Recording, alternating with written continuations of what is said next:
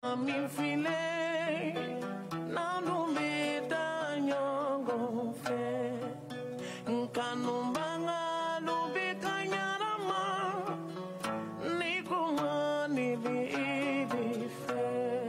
allons continuer avec un passage de slam qui va marquer la fin de cette série d'animation. Nos slameurs, s'il vous plaît.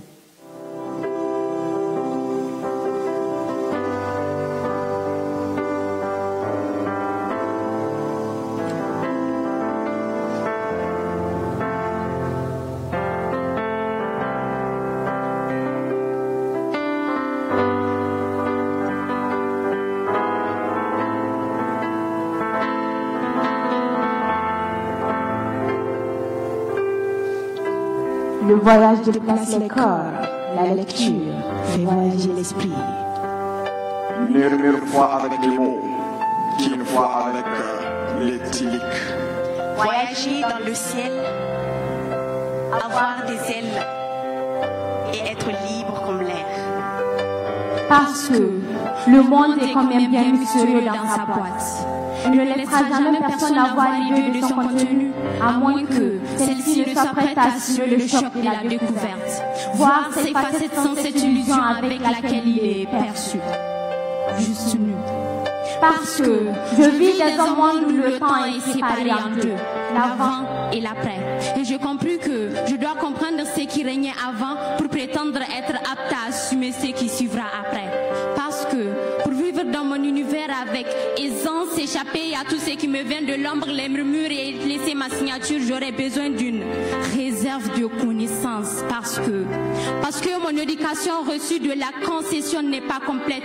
Souvent oui, je fais face à des situations qui pourtant selon mes parents ne se dresseront jamais sur mon chemin. Contente-toi de ce que nous t'enseignons. Tu n'es qu'une jeune fille et évite les enquêtes, m'ont-ils dit.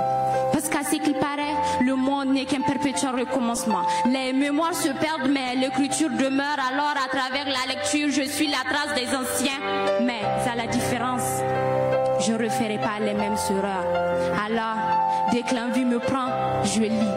Dès que la nuit me surprend, j'écris. Un peu partout d'ailleurs, et cela, peu importe l'heure. Ma vie se résume à lire, écrire et faire des ratures. Du mieux que je peux, j'entrevois une réécriture de mentalité pour mieux aborder le futur. Et convertir mensonge, pleurs, écrit en une mélodie simple, enivrante et sans bruit. Parce que l'écriture conserve et la lecture guide. Être seul avec un livre libère l'esprit et emprisonne les mots. On m'a dit qu'avec elle, les portes du monde s'ouvriront à ma modeste personne.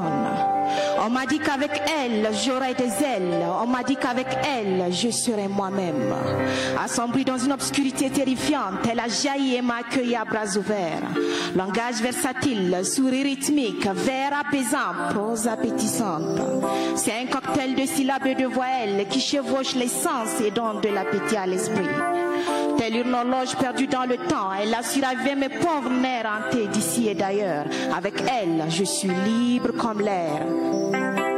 Oxygène de mon esprit, sans elle je m'étouffe. Mon monde n'est plus le même depuis que sur elle mon regard s'est posé. Telle une esclave, elle a su emprisonner mes pensées. Tous ces mots pour mes mots, avec elle, je suis libre comme l'air. Il est nécessaire de savoir lire entre les lignes car tous les secrets de la lecture y résident. Recherche, espoir qui nourrit, gloire qui fortifie, vérité cachée, mensonge dévoilé, trahison dénoncée, amitié perdue, amour inavoué, altercation entre amour et haine, alternance entre destinée et réalité, paradoxe entre la vie et la mort, le paradis comme humain, l'enfer comme situation. La lecture dévoile tout. Avant tout, que Mamadou et Bineta me pardonnent. Qu'ils pardonnent mon jeune esprit trébuchant l'architecture de leur chef-d'œuvre ayant guidé mes pas dans ce monde d'incertitude. J'ai appris en lisant à tomber amoureuse. Quand j'ai ouvert mon cœur à la grande famille Baudard, j'ai appris à connaître l'humain, à me fier, me méfier et à me confier à lui, à écouter pour pouvoir comprendre et être écouté. J'ai appris en lisant qu'être une femme est un miracle. Moi, sœur, épouse, mère et fille, dans un monde où règnent les rois, ma vie est un combat de tous les jours. J'ai appris en lisant que le culte de l'individualisme a toujours fait rage sur terre, mais que ce n'est pas pour autant que c'est le choix de tout le monde. J'ai appris en lisant que l'enfant noir est né sous le soleil des indépendances, après que le monde se soit effondré, laissant derrière lui une si longue lettre, qu'il a connu les pleurs, rires et l'étrange situation de la vie en société. J'ai appris en lisant que Saraounia l'Amazone, au cœur du Sahel, chevauchait le courage à travers l'histoire, que chacun maniait le fer de lance de la civilisation zoulou, qu'il vivait la férocité de l'existence sous l'orage, chemin de fer oscillant entre mythe et réalité. J'ai appris en lisant à mener une vie de boy, espérant à l'avenir devenir un lion indomptable. Enfin, j'ai appris en lisant. Avec les mots, il n'y a plus d'impossible.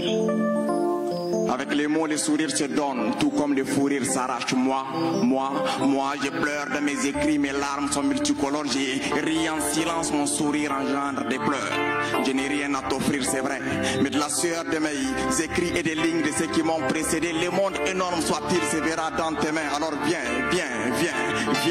abrève-toi dans les jolis bas du savoir. Toi, femme, mère, fille et épouse, ouvre chaque page de la vie avec délicatesse. Ces vieux livres frustrés en manque de tes caresses, et la traversée des générations pour bénéficier de tes souplesses. Serre-le, il te servira.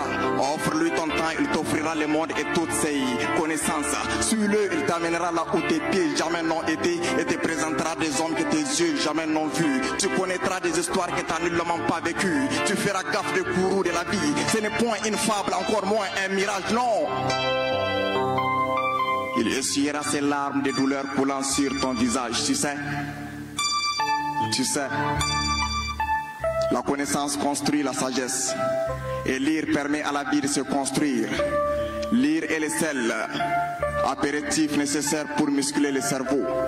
Quand on déborde de bon sens, il est nécessaire d'avoir une sauvegarde. Et écrire serait d'immortaliser son passage sur terre. C'est vivre sous terre ayant l'esprit sur terre. C'est recevoir les mêmes berceuses des anges à minuit. C'est être la lune du savoir éclairant les cœurs assombris. C'est pleurer d'une joie dans une solitude des mille nuits. Alors, lis, écris et laisse te dire aux futures générations comme parchemin. Ne sois pas de ces bibliothèques qui brûlent sans laisser des traces, non. Sois de ceux qui laissent des œuvres comme bouées de sauvetage. Un vieillard qui meurt est comme une bibliothèque qui brûle. Je ne vous parle pas de l'âge ni des cheveux blancs. Je vous parle de la connaissance, du savoir et de la sagesse, disait Amadou Ampateba.